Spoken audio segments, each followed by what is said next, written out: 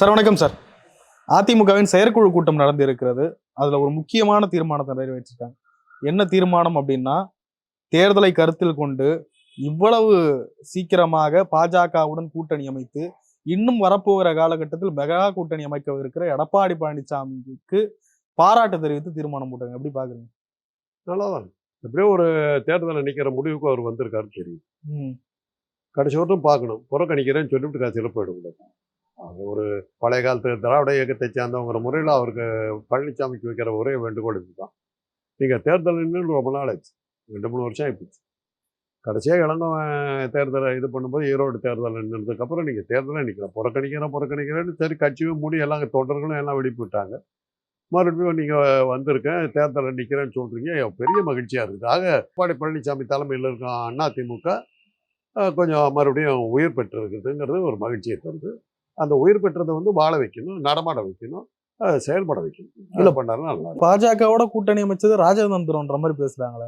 ராஜதந்திரம் இல்லை, அவங்க கூட தானே இருந்தாங்க. வேற யார் கூட இருந்தாங்க? என்னமோ புதுசாக வந்த கூட்டணி பேரில் இருக்குது. அவங்க கூட இருந்தால் காலியானாங்க. ராஜதந்திரம் அவங்க கூட இருந்ததுனால தான் எல்லாம் நாசமாக போனது. எல்லாமே அவங்க கூட இருந்தது. கடைசி வரலாம் அவங்க கூட தான் இருந்தாங்க. இதுவரையிலும் கூட்டணி வைக்கல, புதுசாக வச்சிருக்காங்கன்னு அர்த்தம் இருக்குது. வச்சிருந்த கூட்டணி கண்டினியூ ஆகுது.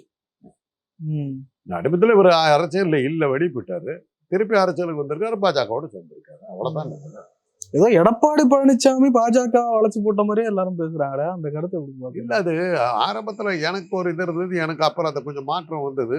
ஒரு பார்வையில பார்க்கும்போது அவரு அன்னைக்கு எப்படி ஒரு மிரட்டி கூட்டு வந்தாங்கிறது உலகத்துக்கே தெரிஞ்ச விஷயம். அது ஒன்று பெரிய ஒளி அமைச்சா யாரை வேணாலும் மிரட்டு. அவர் விட்டு அமலாக்கத்துறை இருக்கிறவங்களும் அவர் யாருமே ஒன்றும் பண்ண முடியாது. அந்த முறையில் தான் அவர் அன்னைக்கு வந்தார். அன்னைக்கு அவர் உட்கார்ந்து இருந்த விதம், ஒரு அமைதியை காத்த விதம் எல்லாமே ஒரு செயற்கையா இருந்தது. அவர் விருப்பம் இல்லாத கல்யாணத்துல விருப்பம் இல்லாத மணமகள் எப்படி உட்காந்துருப்பாளோ அந்த மாதிரி தான் உட்கார்ந்துருந்தார். அவர் 12 மணி வரலும் அவர் வரல. கூட்டணி பேசணும்னு சொல்லி ஒரு கூட்டத்தை கூட்டிட்டார் அமித்ஷா. வரவே இல்லை இவர். அப்புறம் ஏதோ ஒரு மிரட்டல் விட்டாங்க. விட்டதுக்கு பிறகு அண்ணாமலை இருந்தால் நான் வரமாட்டேன்னு ஒரு கண்டிஷன் போடுறாரு. இல்லை, அண்ணாமலை இருக்கப்பட்டார், மாற்றிடுறோன்னு சொல்லி அவர்கிட்ட பொய்யா பேசி அவரை வரவழைச்சாங்க. போய் உட்காந்தா அண்ணாமலை தான் தலைவர், அவர் தலைமையின் கீழே தான் நீங்கள் கூட்டணி இருக்க போறீங்கன்னு சொன்னாங்க. புரிஞ்சுக்கிட்டார். நம்மளை ஹோஸ்டேஜ் மாதிரி பிணைய கைதி மாதிரி வச்சு பேசுகிறாங்கன்னு புரிஞ்சுக்கிட்டார். பாட்டுக்கு சரி நான் சொல்கிற இடத்துல கெழுத்து போட்டு போயிட்டார். 2 நாள் கழித்து கதை மாற்றினார். கூட்டணி ஆட்சி எல்லாம் கிடையாது, தேர்தலில் உங்களுக்கு சீட்டு கொடுப்பேன், நான் கொடுக்குற சீட்டை வாங்கிட்டு எம்எல்ஏ அவர் வந்தால் அவாட்டிப்போ அப்படின்ட்டார். அதை அமித்ஷா எதிர்பார்க்கணும். அது அவ்வளோ சீக்கிரம் சொல்லுவார் எதிர்பார்க்கணும். அப்போ தான் தெரிஞ்சுது அமித்ஷாவை ஒரு தண்ணி காட்டிவிட்டாருங்கிறது. இப்போ அமித்ஷா அதனுடைய விளைவு தான் உடனே விஜய்க்கு போக ஆரம்பித்தார். விஜய் உடனே பூத் கமிட்டி அப்படிங்கிற ஒரு இதுக்கு அந்த மிரட்டலுக்கு அவர் வந்தார். விஜயை எழுப்பி கூட்டிக்கிட்டு கட்சி நடத்தி இது பண்ணுறதுக்குள்ளார தேர்தல் முடிஞ்சு பூமியே இருக்குமா இருக்காதாங்கிற அளவுக்கு விஜயனுடைய வேகம் நமக்கு ரொம்ப வேடிக்கையாக இருக்குது. ஆனால் அதெல்லாம் தாண்டி அவர் எப்போ வருவாருங்கிறது யாருக்கும் தெரியாது. அதை வச்சுக்கிட்டு தான் பார்த்துட்டு இப்போ அவரை மிரட்டுறதுக்காக அமித்ஷா படுற அவசியம் பாருங்க. அவர் சரியாக வரமாட்டேங்கிறாங்கிறதுக்காக அவர் சினிமா உலகில் போட்டியாக இருக்கிற அஜித்துக்கு கூப்பிட்டு உனக்கு பத்மபூஷன் கொடுக்குறேன், விஜய்க்கு பயமுறுத்தலாம். இதெல்லாம் பார்க்கும்போது அமித்ஷா எவ்வளோ சிக்கலில் இருக்காருன்னு உங்களுக்கு புரியுதா? கூட்டணி சேர மாட்டேங்கிற பழனிசாமி கிட்ட போய் காலில் விழுந்து நிற்கிறார். பழனிசாமி எதிர்த்து பேசினாருன்னு உடனே வேற வழி இல்லாமல் விஜய் மிரட்டி அவரை ஏதோ பேச வைக்கிறார். அவனும் சரியா வரல, உன்னை விடமாட்டேன் பாரு அப்படின்னு சொல்லிட்டு அஜித்தை கூப்பிட்டு இது பண்றாரு. ஆக இன்னைக்கு பாஜக இருக்கிற அந்த ஒரு கஷ்டம் நமக்கு நல்லா தெரியுது. பெரிய தொங்கல்ல அவங்க சிக்கிக்கிட்டு இருக்காங்கன்னு புரியுதா? ஏதோ இன்டர்நேஷனல் லெவலில் தான் மாட்டிக்கிட்டு இருக்காங்க. அதுதான் எனக்கு புரியுது. சரிமான இந்த தீவிரவாத தாக்குதல், பாகிஸ்தானோட எழுத்து, அதெல்லாம் நமக்கு வழக்கமாக வர்றது தான். போன தேர்தலுக்கு புல்வாமா, இந்த தேர்தலுக்கு இந்த தீவிரவாத தாக்குதல்லாம் எதிர்பார்த்தது தான், மத கலவரமாக எதிர்பார்த்தது தான். ஆனால் அது டெஸ்பரேட்டாக இருக்கிறது நமக்கு புரியுது. டெஸ்பரேட்டாக இந்த தடவை புல்வாமா தாக்குதல் நம்பர் 2ன்னு எல்லாரும் கமெண்ட் அடித்த உடனே தீவிரமாக இருக்கிறதா காட்டுறதுக்காக பாகிஸ்தான் வெளியே அனுப்பி விட்டேன், சிந்து நிதியை தடுத்து விட்டேன், சிம்லா ஒப்பந்தம் ரத்து, என்னென்னமோ சொல்கிறாரு. ஒரு அந்த தாக்குதல் நடத்தின தீவிரவாதி ஒருத்தனை கூட கைது பண்ணல. 10 நாள் ஆச்சு. ஆக ஏதோ டெஸ்பரேட்டாக அமித்ஷா மாட்டிக்கிட்டு இருக்காருங்கிறது அது என்ன அழுத்தம்னு நமக்கு தெரியல. போக தெரியும். எடப்பாடி பழனிசாமி இன்னும் வருங்காலங்கள்ல நிறைய கட்சிகளை கூட்டணியில இணைப்பார், மெகா கூட்டணி அமைப்பாருன்னு சொல்றாங்க. இருக்கட்டுமே எப்படி ஆகும்னு நினைக்கிறீங்க? இருக்கட்டுமே. யார் இருக்கிறாங்க? இருக்கிறது ஒரு 10 கட்சி இருக்குது. ம். இதுல இருந்து அங்க போறது, அதுல இருந்து இங்க வர்றது நமக்கு வழக்கமா பாக்குறது. தேர்தல் நெருங்க கூட்டணிகள் மாறும். எந்தெந்த கட்சிகள் வருவாங்கன்னு நினைக்கிறீங்க? அதெல்லாம் இப்ப சொல்லவே முடியாது. ஏன்னா ஒரு காலத்துல கொள்கை கூட்டணின்றது, நான் திராவிட இயக்கத்தை சேர்ந்தவன், நான் வந்து இதை சேர்ந்தவன் அப்படின்னு சொல்லிட்டு நம்ம வந்து அப்படி இருந்தோம். அது அந்த மாதிரி இருக்கு. இன்னைக்கு வந்து இந்த தேர்தல் அரசியலுங்கிறது வந்து வந்து வியாபாரம் ஆயிடுச்சு. நம்ம கட்சிக்கு இவ்வளவு சீட்டு கொடுத்தாங்க, இவ்வளவு இந்த தொகுதியெல்லாம் கொடுத்து இந்த இதெல்லாம் இது பண்ணினா இவ்வளவு பணம் செலவு பண்ணா இவ்வளவு பணம் வரும் அப்படிங்கிறது தான் கணக்கு. அந்த மாதிரி வியாபார நோக்கம் தான் இன்னைக்கு அரசியல் நடக்குது. அதனால பேரங்கள் நடக்குது. அந்த பேரங்கள் சரியா படியுது, எந்த இடத்துல படியுதோ அந்த கட்சிக்கு அவங்க போறாங்க. நீங்க பாத்தீங்கன்னா விசித்திரமான கூட்டணிகள்லாம் நம்ம தமிழ்நாட்டில் நடத்தணும். கலைஞரை வந்து எமர்ஜென்சி டைம்ல போட்டு சிறையில தள்ளி, அந்த குடும்பத்தை சிறையில தள்ளி அவங்க படுத்தின கொடுமையை கண்ணால பார்த்தவங்க நான். தேர்தல் வரும்போது அவங்களோட தான் போய் கூட்டணி வச்சுக்கிட்டாரு. அதை நியாயப்படுத்தினார். அதே மாதிரிதான் எம்ஜிஆர் வந்து இந்திரா காந்திக்கு சீட்டு கொடுக்குறேன்னு சொல்லிட்டு டெல்லிக்கு போனார். மொரார்ஜி என்ன சொன்னான்னு தெரியல, நீங்க வந்து இந்திரா காந்திக்கு அகேன்ஸ்டா இருந்தீங்க. அதனால இதெல்லாம் வந்து கூட்டணியில ஒரு கொள்கை அடிப்படையில் எதுவும் நடந்த மாதிரி தெரியாது. இது நடந்த மாதிரி அண்ணா வந்து கூட்டணி வச்சார், ராஜாஜியோட வச்சார். அப்ப என்ன சொன்னாங்க, இதே காங்கிரஸ்காரர்கள் குள்ளுகப்பட்டர், ஆச்சாரியார் அப்படின்லாம் கேவலப்படுத்தப்பட்ட ராஜாஜியோட எப்படி கூட்டணி வச்சேன்? ராஜாஜி மாறினார். 1930 இந்திய அவர் முதலமைச்சராக இருந்தபோது, பிரிட்டிஷ்காரர் ஈழத்துல ஆட்சி நடத்திக்கிட்டு இருந்தபோது ஹிந்தியை கொண்டு வந்து தமிழ்நாட்டில் கொண்டு வந்தது ராஜாஜி தான். அந்த இந்திய எதிர்ப்பு போராட்டம் தான் முதல் இந்திய எதிர்ப்பு போராட்டம் தமிழ்நாட்டில். அதில் தான் தாளமுத்து, நடராஜன் போன்றவர்கள்லாம் சுட்டுக் கொல்லப்பட்டார். அந்த அளவுக்கு இது பண்ண அந்த ராஜாஜி 65 நடந்த இந்திய எதிர்ப்பு போராட்டத்தில் அவர் வந்து அந்த இந்திய எதிர்ப்பு போராட்டத்தை ஆதரிச்சிருந்தாங்க.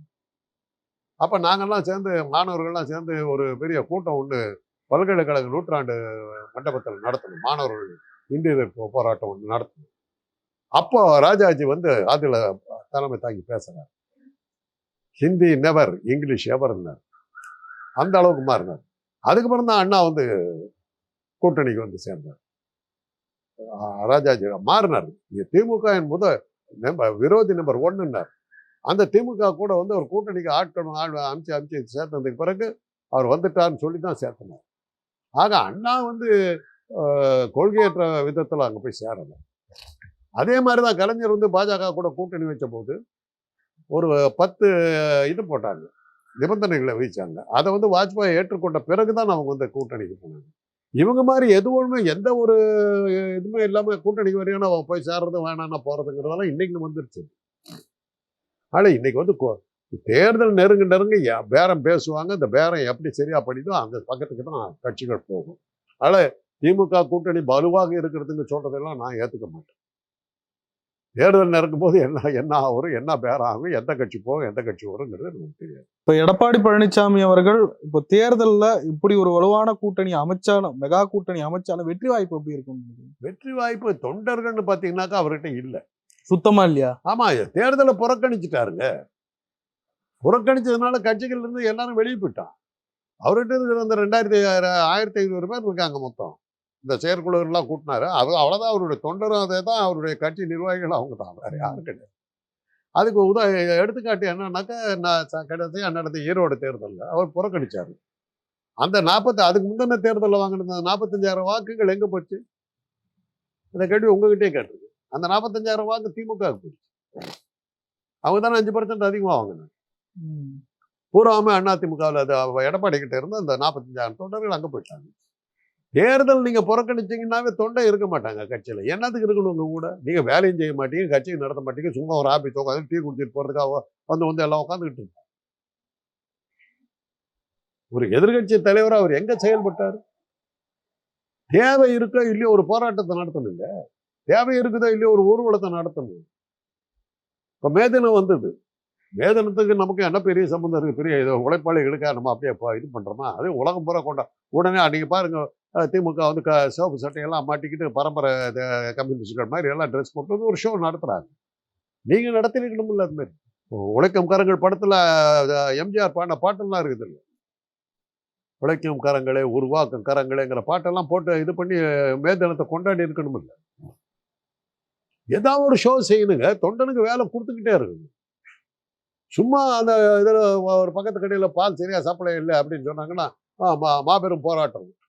அம்பத்தூர் அது அண்ணா அது காந்தி நகர் ஏரியாவில் பால் சப்ளை சரியாவில்லையோ அதிமுக போராட்டம். ஏதாவது ஒன்று சொல்லணும், அப்போதான் கட்சி தொண்டனுக்கு ஒரு விறுவிறுப்பு இருக்கும்.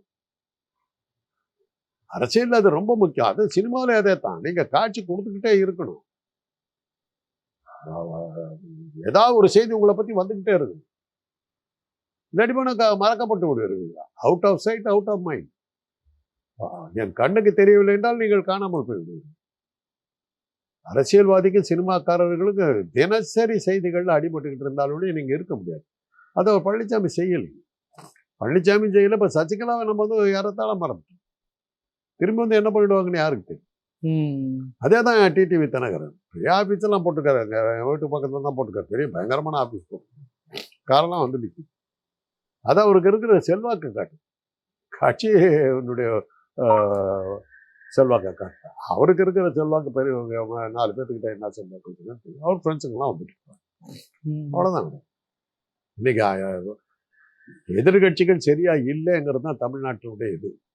பாஜகவுக்கு அதே தான். அமலாக்கத்துறையும் தேர்தல் ஆணையமும் கையில இல்லைன்னாக்கா அவங்க என்ன பண்ண முடியும்? அவங்கள கிட்டயா அவங்க கிட்ட தொண்டர்களே கிடையாது, தொண்டர்களே கிடையாது. பல வகையான ஸ்டண்ட்டுகளை அடிச்சுக்கிட்டு தான் அவங்க குழப்பம் நடத்திட்டு இருக்காங்க. இன்னைக்கு ஊரில் அவங்க ஆர்எஸ்எஸ் காலத்துல இருந்தே அவங்க இந்த மாதிரி ஸ்டண்ட்டுகளை தான் ஓடிட்டு இருக்காங்க. அதனால விளைவு தான் இன்னைக்கு பார்த்தீங்கன்னா அமித்ஷா படுற அவஸ்தை நமக்கு நல்லா தெரியும். ஏதோ ஸ்டண்ட் அடிக்க வேண்டியது. தமிழ்நாட்டுக்கே இவ்வளவு படுறாருனாக்கா பீகார்ல என்னென்ன வேலையெல்லாம் அவர் பண்ணிட்டு இருக்காரு நாங்கள் போனாதான் தெரியும். ஏன்னா இப்போதைக்கு முதல்ல வர்ற தேர்தல் வந்து பீகார் தேர்தல் போடுறோம். அதனாலதான் தீவிரவாத தாக்கல் நடந்த உடனே வேக வேகமாக பீகாரில் போய் எனக்கு ஓட்டு போடுதுன்னு மோடி பேசணும். செத்துப்பா சுற்றுலா பயணிகளாக போய் இறந்தவர்களுக்கு அனுதாபம்லாம் தெரிவித்து போல பீகாரில் போய் எனக்கு ஓட்டு போடுது. அதுதான் அவருக்கு முக்கியமாக. அதுவே தெரிஞ்சு போச்சு. ஆக இன்னைக்கு டெஸ்பரேட்டாக இருக்கிறது அமித்ஷா. அதனால தான் எல்லா கட்சிக்காரங்கிட்டையும் போய் நீ என் கூட சேர்ந்தியா இல்லையா ஒடிச்சிருவேன் அப்படின்னு மிரட்டிக்கிட்டு உட்காந்துட்டு சுற்றி இருக்காரு. அதனுடைய விளைவு தான் இன்னைக்கு எல்லா இந்த நமக்கிட்டலாம் இவ்வளோ தகவல் வர்றதுக்கு காரணம். பாஜக அவருடைய கடைசி நேரம் ஒரு பெரிய இது மாதிரி தெரியுது.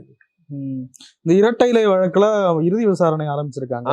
அது ஒண்ணு பயமுறுத்தல். ஏன்னா இவர் மிரட்டின உடனே அது ஒண்ணு பண்ணாரு. அதை அப்படியே தொங்க விட்டுக்கிட்டே தான் இருக்கு. அது உனக்கு இரட்டை இலை கிடையாது. இரட்டை இலை கிடைச்ச மாத்திரம் என்ன பண்ண போறது? இரட்டை இலை வச்சுதாங்க ஒரு 12 தடவை தோத்தாரு. இல்ல அதுக்கும் ஆபத்து இருக்கா? மிரட்டல் சரியா பேசினாருல்ல. கோஆபரேட் பண்ணலன்னா பிடிக்கிறாங்க. கோஆபரேட் பண்ணல உனக்கு இரட்டை இலை கிடையாது, எல்லாத்தையும் கூப்பிடு. அமித்ஷா வேற என்ன பண்ணிட்டு இருக்காரு? மிரட்டி மிரட்டி தானே எதிர்கட்சிகளை பண்ணி வச்சுக்கிட்டு இருக்காரு. அவர் ஏன் திமுக விட்டு வச்சிருக்காருன்னு எனக்கு புரியுது. சமீபத்தில் சசிகலா அவர்கள் அதிமுக கொடியை போட்டுக்கிட்டு அவங்களுடைய ஒரு பொதுக்கூட்டத்துக்கு போறாங்க. அது பரபரப்பை கிளப்பிருக்கு. எப்படி பாக்குறீங்க? சசிகலா தலைமையில் இருக்க அதிமுக அவங்க தலைவர் எடப்பாடி பழனிசாமி நீக்கி தேர்தல் ஆணையம் கொடுத்த டைட்டில் மக்கள் மத்தியில் அவங்க நிற்கிறாங்க. இன்னைக்கு சசிகலா வரட்டும் பழனிசாமி வரட்டும் யார் கூட்டம் வருதுன்னு பாருங்க.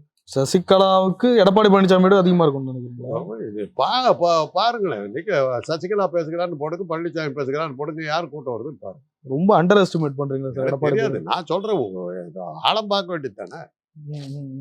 அவ்வளவுதான் நான் சொல்றேன். விஜய் பத்தி 1000 கதை சொல்றீங்க. தேர்தல் நிக்கணுங்க. ஒரு தேர்தலால் நின்று அவர் காட்டணும், தன்னுடைய சக்தியை காட்டணும். கூட்டத்தை காட்டி விட்டார் கோயம்புத்தூர். உலகம் முழுவதும் சூரியனை சுற்றி இருக்கிற 9 நவகிரகங்கள்ல இருந்து ஆட்கள் வந்து இறங்கிட்டாங்க.